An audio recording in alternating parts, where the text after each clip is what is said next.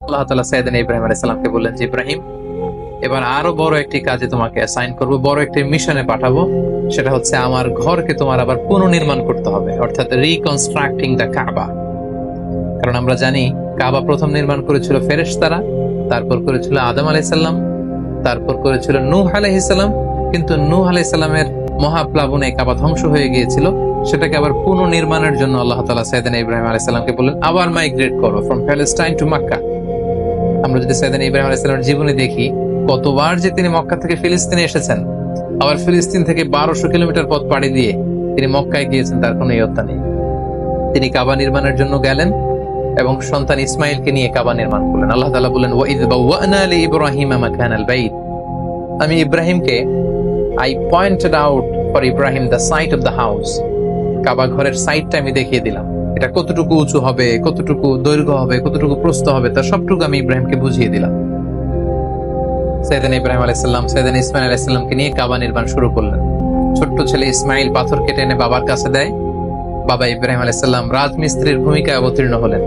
তিনি নিজ হাতে আল্লাহ তাআলার ঘর কাবা তিনি নির্মাণ করতে শুরু করলেন। বাপ ছেলে দুজনই পড়তে আরম্ভ করলেন রব্বানা তাকাব্বাল মিন্না ইন্নাকা আনতাস সামিউল আলিম।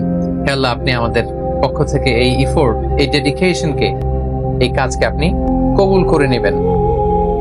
এবং আল্লাহ তাআলা বললেন যে ওয়াইদ জাআলনাল বাইতা মাসাবাতান লিন-নাসি ওয়া আমনা, আমি এই কাবা ঘরকে, ইব্রাহিম ইসমাইলের পদধূলি ধন্য এই কাবা ঘরকে গোটা বিশ্বের মানুষের মিলন কেন্দ্র বানালাম। যেটা আমরা হজ উমরার সময় দেখি, more then 2 million Muslims they gather together in Kaaba. কাবার চারিপাশে প্রায় 20 লক্ষেরও বেশি মানুষ একসাথে হজের সময় তারা সালাত আদায় করে। গোটা বিশ্ব থেকে প্রতিদিন উমরার জন্য মানুষ কিন্তু সেখানে যাচ্ছে। অর্থাৎ মানুষের একটা মিলন কেন্দ্র আল্লাহ তাআলা সেই এলাকাটিকে বানিয়েছিলেন, কিন্তু যেটা একটা সময় ছিল অনুর্বর, জনমানব শূন্য একটি এলাকা। এবং আল্লাহ তাআলা আমাদেরকে আদেশ করলেন ওয়াত্তাখিযু মিন মাকামি ইব্রাহিম মুসাল্লা, তোমরা ইব্রাহিমের দাঁড়ানোর জায়গাকে সালাতের জায়গা বানাও। অর্থাৎ যেই পাথরের উপর দাঁড়িয়ে সাইয়েদনা ইব্রাহিম আলাইহিস সালাম কাবাকে রিকনস্ট্রাক্ট করেছেন, আজ পর্যন্ত এই 2500-3000 হাজার বছর পরেও সেই পাথরটি আজও সংরক্ষিত আছে। আপনারা হজ উমরা যারা করেছেন তারা দেখেছেন সেই পাথরটির চারদিকে সেটা সংরক্ষিত আছে। সাইয়েদনা ইব্রাহিম আলাইহিস সালামের ফুটপ্রিন্ট সেখানে আছে, পায়ের ছাপ আছে। এবং সেটাকে সামনে রেখে টু দ্য ডাইরেকশন অফ কাবা সালাত করাকে আল্লাহ তাআলা আমাদের জন্য অবধারিত করেছেন, তিনি আমাদেরকে আদেশ করেছেন। এবং সাইয়েদনা ইব্রাহিম এবং ইসমাইলকে বলেছেন তোমরা কাবা ঘরকে পরিচ্ছন্ন করো, ঝাড়ু দাও। সাইয়েদনা ইব্রাহিম আলাইহিস সালাম সফলতার সাথে কাবা পুনর্নির্মাণের এই মিশনটাও সম্পন্ন করলেন। সম্পন্ন করে তিনি কায়মনোবাক্যে আল্লাহ তাআলার কাছে একটা দোয়া করেছিলেন, ঐতিহাসিক দোয়া। তিনি বলেছিলেন রব্বানা ওয়াবআথ ফীহিম রাসূলান, হে আল্লাহ, এই মক্কায় আপনি একজন রাসূল পাঠাবেন, ইয়াতলু আলাইহিম আয়াতিক, যে আপনার আয়াত তেলাওয়াত করবে, ওয়া ইউআল্লিমুহুমুল কিতাবা ওয়াল হিকমা, এবং এই এলাকাবাসীদেরকে তিনি আপনার কিতাব শিক্ষা দিবে, সুন্নাহ শিক্ষা দিবে, ওয়া ইউযাক্কিহিম, তাদেরকে পরিচ্ছন্ন করবে, ইন্নাকা আনতাল আজিজুল হাকিম, আপনি মহাপরাক্রমশালী, আপনি প্রজ্ঞাময়। এই বরকতপূর্ণ দোয়ার বদৌলতে বেসিক্যালি আল্লাহ তাআলা আখিরি জামানার পয়গম্বর বিশ্বনবী মুহাম্মদ রাসূলুল্লাহ সাল্লাল্লাহু আলাইহি সাল্লামকে প্রায় 2500 বছর পরে মক্কায় শেষ নবীর আগমন ঘটে।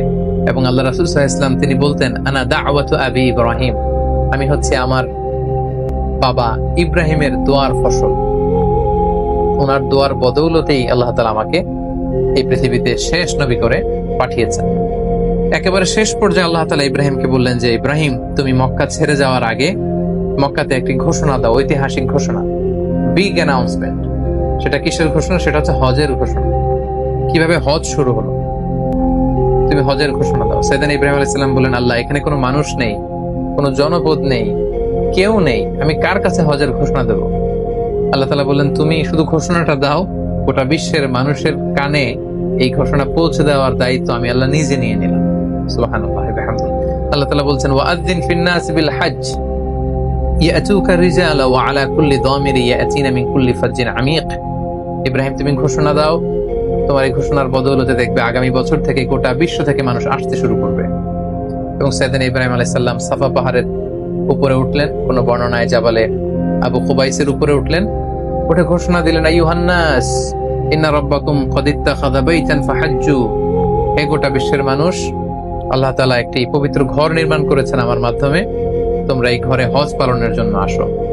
তাফসীরে এসেছে যে এই ঘোষণাটা আল্লাহ তাআলা গোটা বিশ্বের সবার কানে তখন পৌঁছে দিয়েছেন। এমনকি আমরা যখন তখন ছিলাম না এই পৃথিবীতে, আমরা রুহের জগতে ছিলাম, আমাদের কাছে আল্লাহ তাআলা এই আহ্বানটি পৌঁছিয়েছিলেন। এবং রুহের জগতে আমাদের মধ্যে থেকে যারা লাব্বাইক লাব্বাইক বলে এটার আনসার আমরা করার সুযোগ পেয়েছি, তাদেরকে আল্লাহ তাআলা এই পৃথিবীতে কাবা জিয়ারতের এবং হজ পালনের সুযোগ দান করে থাকবেন।